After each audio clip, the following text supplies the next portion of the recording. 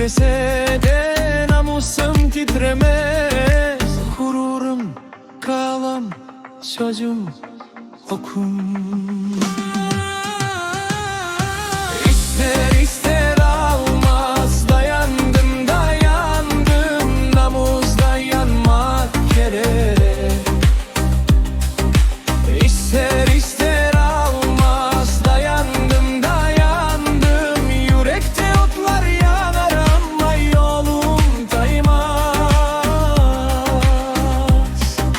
Sevda dağlarda kraldı, yazgı yağmurlarda kaytardım, lakin içimde bir ateş var. Ana sözü dua, dostum sözü kalkan, düşmanımın kulusunda ben bugün yaşayım. Vatanım için, namusum için, dayanam, yıkılsam da durarım.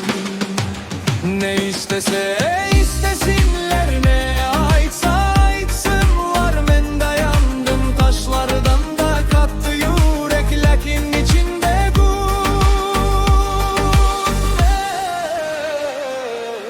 İster ister almaz, dayandım dayandım, namus dayanmak gerek.